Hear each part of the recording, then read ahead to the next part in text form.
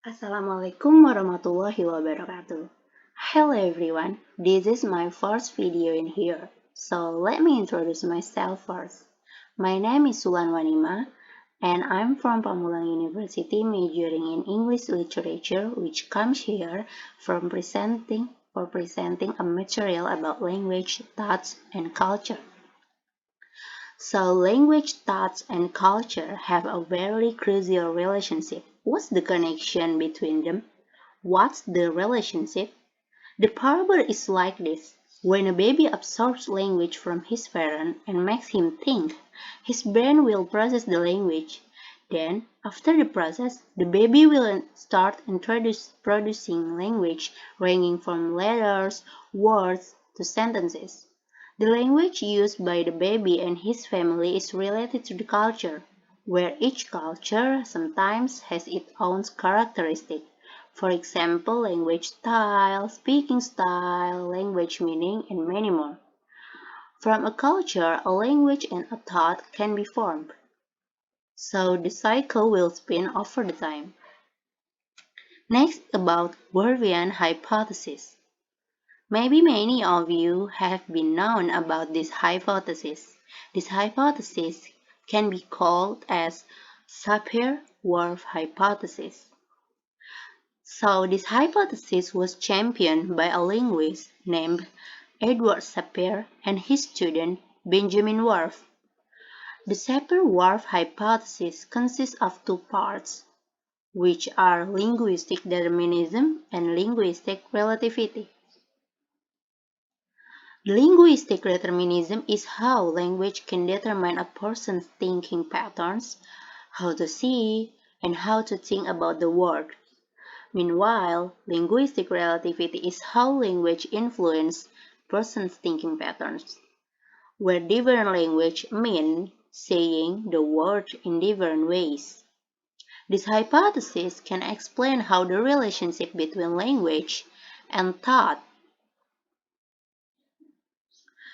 is often raised by psycholinguistic and linguistic anthropologists, where an interesting question like, does the language we use determine the way we think?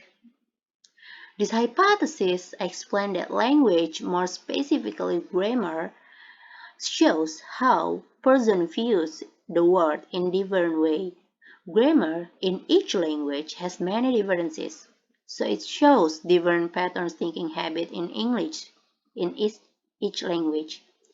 Later, this hypothesis also explained that human language has a filtering system where the language has the effect of improving certain perception and dimming others.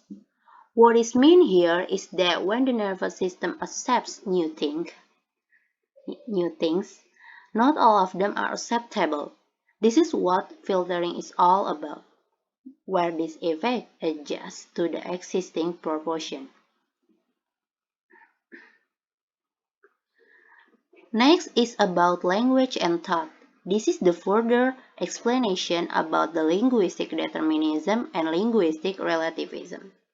So linguistic determinism is the strongest form of the Sapir-Whorf hypothesis, which claims that the language we speak, determines how we perceive the world.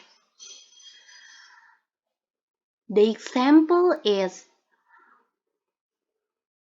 a study from Lera Boroditsky in 2003 using speaker German and Spanish showed that the grammatical gender of an inanimate object can influence the way speakers consider it.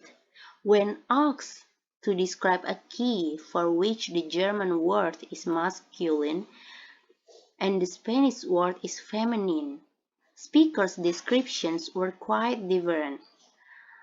German speakers describe the key as hard, metal, and usable, while Spanish speakers describe the key as little, lovely, tiny, or shiny.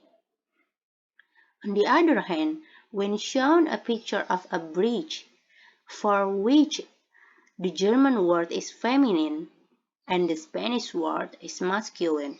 German speakers call it pretty, peaceful, elegant, beautiful, and fragile, while Spanish speakers call it strong, dangerous, and towering.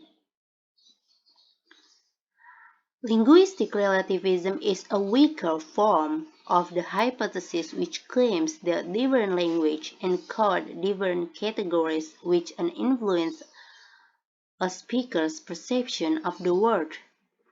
The commonly example about linguistic relativity is how Inuit Eskimos describe snow. In English, there is only one word for snow, but in Inuit language, many words are used to describe snow, like such as wet snow, clinging snow, frosty snow, and so on.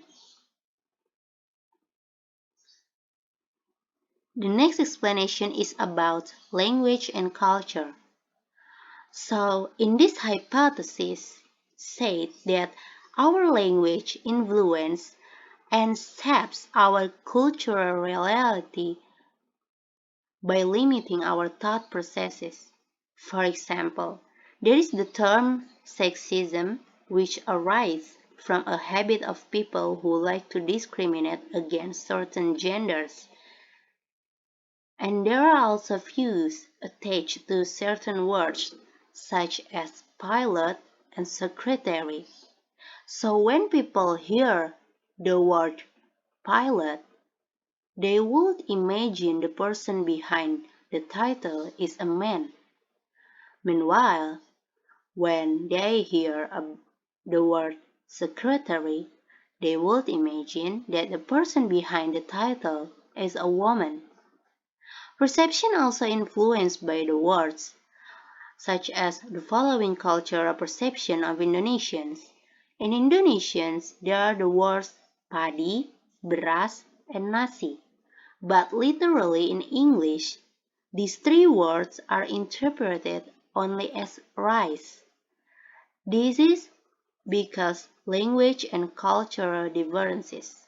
Western people do not eat rice as their daily carbohydrate intake, while for Indonesians who eat rice every day need exact words to distinguish the past of objects when they are still planted, uncooked, and eaten.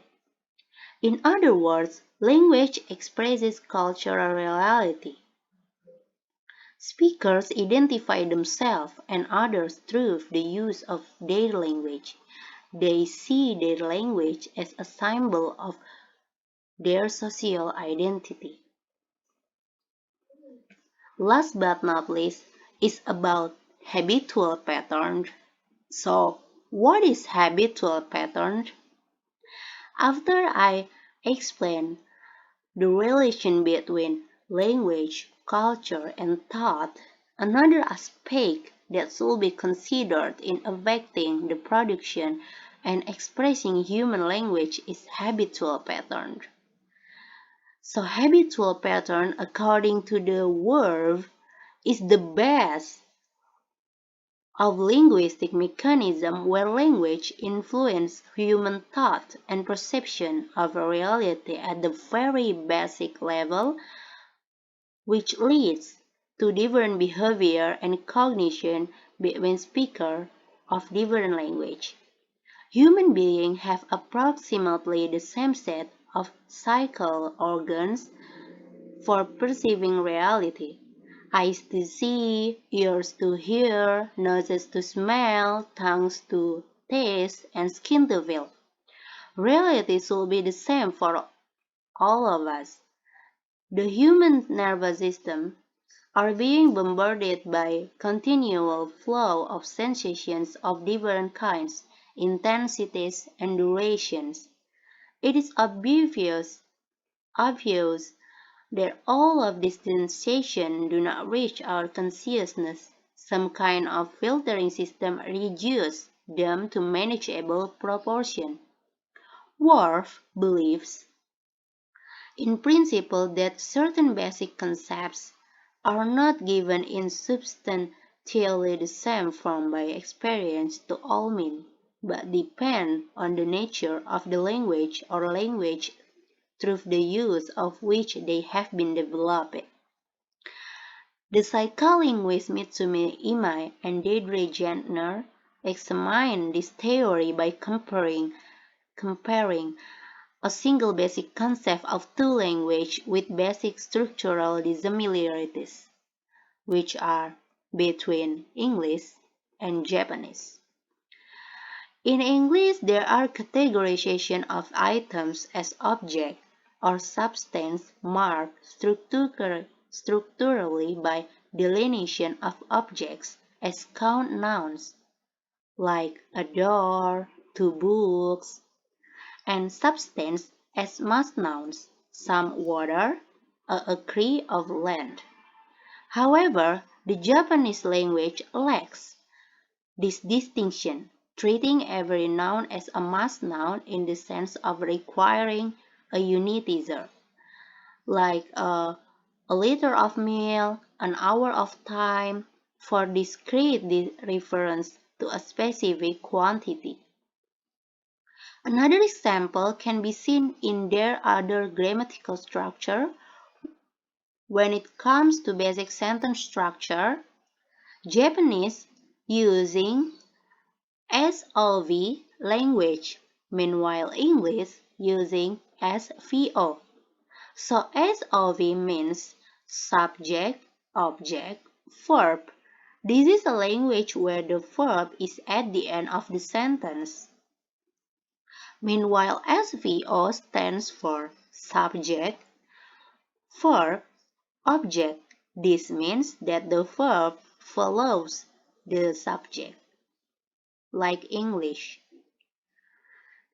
The example is, in English, we can say Wulan eats an apple. So Wulan is a subject, is verb, and an apple is an object. Meanwhile, in Japanese, it will be Wulan waringo otaberu. So Wulan, it would be in English Wulan, an apple eats.